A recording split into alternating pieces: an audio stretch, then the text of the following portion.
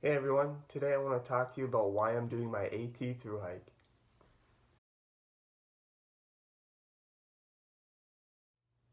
So there are three major reasons why I want to hike the AT. The first being the challenge of it, the second being the adventure, and the last being that there's no time like the present.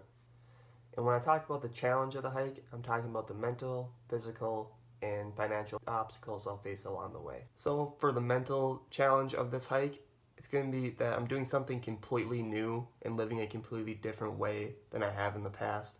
I'm also going to be doing something that makes me relatively uncomfortable.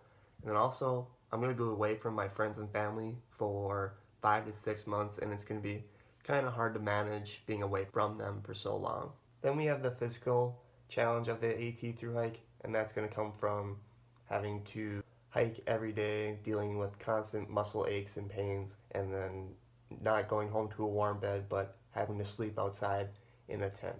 Now for the last challenge, and the one that I believe causes the most people to get off their AT Thru-Hike, is the financial challenge, and that is just being jobless for 5 to 6 months and having to rely on your savings to help get you through the entire hike.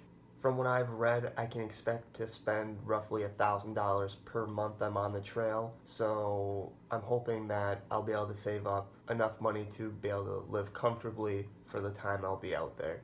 And I'll be talking more about this in my next video when I talk about how I'm dealing with my finances leading up to my AT Thru-Hike. Now for the second reason I want to hike the AT, for the adventure. I mean, I get to walk most of the East Coast, and I get to live in the woods for an extended period of time. And if that's not an adventure, I really don't know what is. And for the last reason I want to hike the AT, there's no time like the present. It seems like at this point in my life, everything has lined up to allow me to drop everything for half a year and go out on a hike. And I felt like if I didn't do this now, I might never do it, because it's one of those things where life might tend to get in the way of something that you always wanted to do.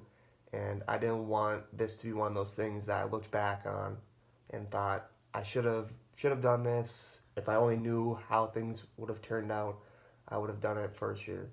I mean, I just didn't want my life to get in the way of a true adventure. So those are all the reasons why I plan on hiking the AT. Next week, I'm going to talk a little bit more about the financial part of it, how I'm saving money, how I plan to afford this lifestyle, and lastly, how I plan to spend my money while I'm on the AT. You all have a nice week, and I'll see you next week.